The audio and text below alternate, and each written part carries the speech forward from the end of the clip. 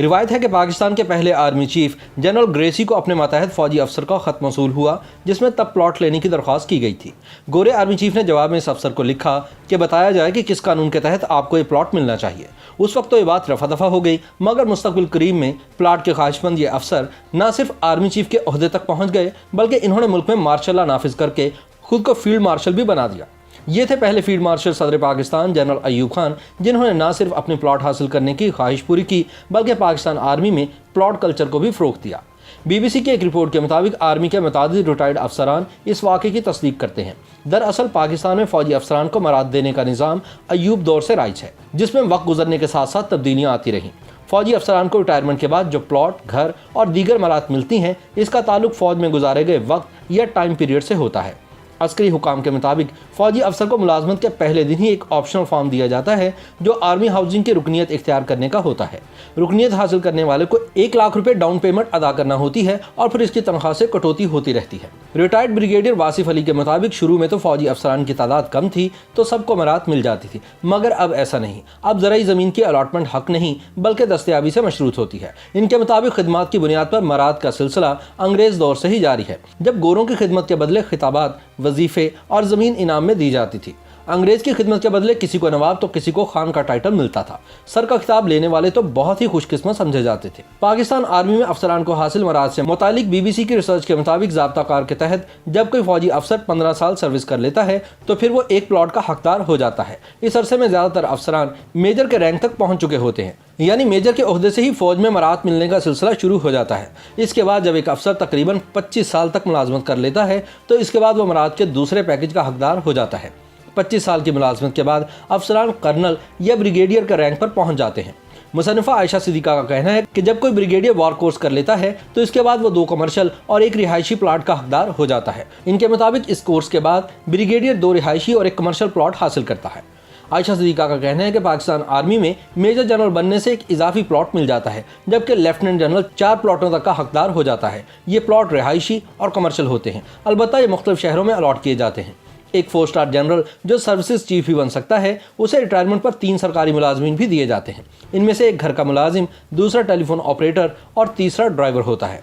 Ayesha Siddiqa के मुताबिक lieutenant general अगर कोर कमांडर भी रहा हो, तो फिर ऐसी सूरत में वो 3 साल तक इस ओहदे पर रहता है। इनके मुताबिक DHA के हर नए सेक्टर में कोर कमांडर को प्लॉट मिलता है। इनकी राय में ये प्लॉट दूसरे शहरों के DHAs के साथ एक्सचेंज भी किए जा सकते हैं। ताहम अस्करी हुकाम इनकी इस राय से मुत्तफिक नहीं। अपनी बात की दलील के तौर पर आयशा सिद्दीका का कहना है कि वज़ीर-ए-आज़म के मुआविन ख़ुसूसी lieutenant general retired Asim Saleem Bajwa 3 साल तक सदरन कमान के सरबराह रहे, मगर इनके असासों में एक प्लॉट भी बलूचिस्तान में नहीं दिखाया गया। आयशा सिद्दीका के मुताबिक एक जनरल रिटायरमेंट पर प्लॉटों और जरी ज़मीन की मद में 1 अरब रुपये से ज़ायद की मराद हासिल कर लेता है। अस्करी हुकाम के मुताबिक मुशर्रफ के दौर में फ़ौजी मराद की पॉलिसी तनाज़ात का शिकार बनी, मगर साबिक़ army chief general Ishfaq Parvez Kayani के दौर में इस मामले में ज़्यादा शफाफियत लाई गई। ताहम इनके दौर में DHA मुख्तलिफ तनाज़ात की जद में भी रहा और मुतादिद मामलात अदालतों तक भी पहुँच गए। आयशा सिद्दीका के मुताबिक ज़ियाउल हक के दौर के बाद आर्मी अफसरान की मराद में ज़्यादा इजाफा किया गया। इसके बाद इसमें मुसलसल इजाफा होता ही रहा। फौजी अफसरान को इनके ओहदे के एतबार से रिटायरमेंट के बाद ज़रूरी ज़मीन भी अलॉट की जाती है। माजी में साबिक़ आर्मी चीफ राहील शरीफ को लाहौर में 90 एकड़ ज़मीन अलॉट की गई। ये ज़मीन सरहदी इलाके की ज़मीन कहलाती है और जनरल राहील शरीफ को 3 शराइत पर GHQ की तरफ से ये ज़मीन 33 साल की लीज पर दी गई। अगरचे फ़ौज में मेजर के ओहदे से मराद का सिलसिला शुरू हो जाता है, ताहम कर्नल से लेकर लेफ्टिनेंट जनरल तक अफसरान को तकरीबन 2 मुरब्बा ज़रूरी ज़मीन 99 साल की लीज पर दी जाती है, जबकि जनरल को मज़ीद इजाफी ज़मीन मिलती है। ये अफसरान रिटायरमेंट के बाद आर्मी की हाउसिंग कॉलोनियों में घर भी हासिल करते हैं। लेकिन lieutenant general retired Amjad Shoaib के मुताबिक फौजी अफसरान को जो ज़राई ज़मीन लीज पर मिलती है वो बंजर होती है और इसे आबाद करना एक मुश्किल काम होता है। ये नहरी ज़मीन भी नहीं होती। वो कहते हैं कि इन्हें चोलिस्तान में 50 एकड़ ज़राई ज़मीन मिली, जिस पर वो 7 साल तक काम कराते रहे। रेत ज़्यादा होने की वजह से 25 एकड़ से रेत निकाल कर दूसरे 25 एकड़ पर डाली गई, मगर ये ज़मीन दूर होने की वजह से इन्हें 75 लाख रुपए में बिलाखिर बेचना पड़ी और इसके बाद इन्होंने अपने ख़ानदान के लिए रावलपिंडी में घर खरीद लिया। जनरल रिटायर्ड अमजद के मुताबिक ये ज़मीन बेचने के लिए GHQ से इजाज़त भी लेना ज़रूरी होती है। जनरल अमजद के मुताबिक इनके दौर में फौजी अफसरान को कैंट में मिलिट्री लैंड पर घर लीज पर दिया जाता था, जिसे 20 साल तक फ़रोख्त करने की इजाज़त नहीं होती थी। इनका कहना है कि अब फौजी अफसरान को आर्मी की हाउसिंग सोसाइटियों में प्लॉट और घर अलॉट किए जाते हैं। ताहम आयशा सिद्दीका के मुताबिक जिस तरह की मराद पाकिस्तान फौज के आला अफसरान हासिल करते हैं, इसकी मिसाल म्यांमार और मिस्र जैसे ममालिक के अलावा दुनिया के किसी और मुल्क में बमुश्किल ही मिलती है।